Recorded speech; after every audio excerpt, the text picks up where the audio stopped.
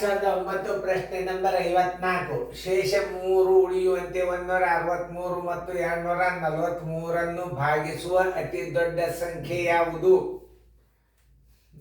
ಮಾಡಿದ್ದಾರೆ ಅಂದ್ರೆ ನಾನು ವಿಡಿಯೋ ಆನ್ ಮಾಡಬೇಕು.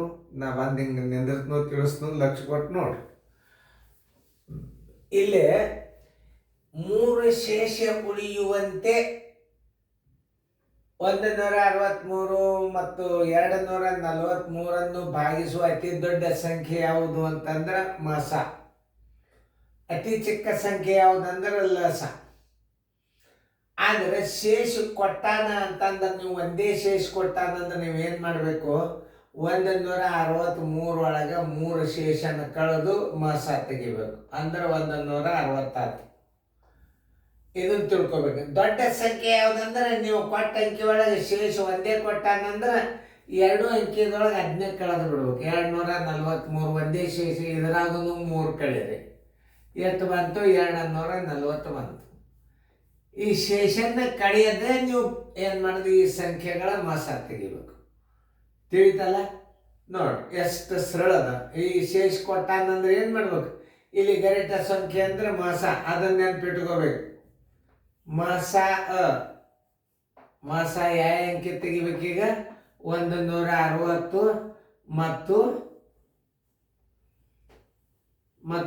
240 ಮಸ ತೆಗಿಬೇಕೀಗ ನೀವು. ಇಷ್ಟು ಸರಿಯಾಗಿ ಅರ್ಥ ಮಾಡ್ಕೊಂಡ್ಬಿಡ್ರಿ. ಯಾವ್ದು ಬೆರಿ ಇಲ್ಲಲ್ಲ. ನೋಡ್ರಿ, ಮಸ ತೆಗಿಯಾಗ ಒಂದು ನೇಮ್ ನೆನ್ಪಿಟ್ಕೊಡ್ರಿ ನೀವು. ಭಾಳ ಅಂದ್ರೆ ಭಾಳ ಸರಳದು. 2 ರೀತಿ ಒಳಗೆ ತೋರಿಸ್ತದ ನಾನು. 160 ಏನದ? ಚಿಕ್ಕ ಸಂಖ್ಯೆ ಅದ. ದೊಡ್ಡ ಸಂಖ್ಯೆ ಏನದ? 240 ಅದ. ಅದನ್ನ ಇದ್ರಾಗಿಟ್ಟು ಭಾಗಿಸಿಬಿಡ್ರಿ. ದೊಡ್ಡ ಅಂಕಿಗೆ ಚಿಕ್ಕ ಸಂಖ್ಯೆ 16 32 ದೊಡ್ಡಾಗ್ತದ. 16 ಒಂದಲೇ 160. ನೋಡಿ ಪೂಜೆ 14ರಾಗ 6 ಆದ್ರೆ 8 ಕೈಲ ಬಂತು 1 0. ಆಮೇಲೆ ಪ್ರತಿಯೊಂದು ಸಲ ಹಿಂದಿನ ಸಂಖ್ಯೆಯನ್ನು ಭಾಗಿಸ್ಬೇಕು. ಮಾತು ನೋಡಿ 160. 82 ಎಷ್ಟು? 160. ನೋಡಿ ಬರೋಬರಿ. 0 0 0. ಯಾವ ಅಂಕಿದಿಂದ ಭಾಗ ಹೋತು? 180ರಿಂದ. ಭಾಗಿಸಲ್ಪಡುವ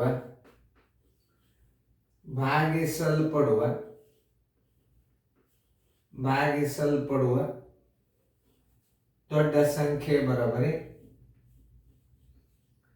ದೊಡ್ಡ ಸಂಖ್ಯೆ ಬರೋಬರಿ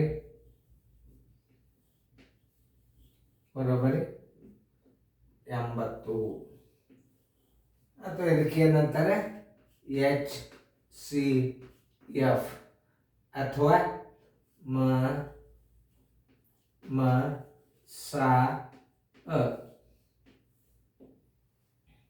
ತಿಳ್ಕೊಳ್ಳಿ. SCF ಅಂದ್ರೆ ಒಂದೇ. ಆಮೇಲೆ ಮಾಸ ತೆಗೆದ್ರೆ ಏನು ಬರ್ತದೆ? ಅತಿ ಗರಿಷ್ಠ ದೊಡ್ಡ ಸಂಖ್ಯೆ.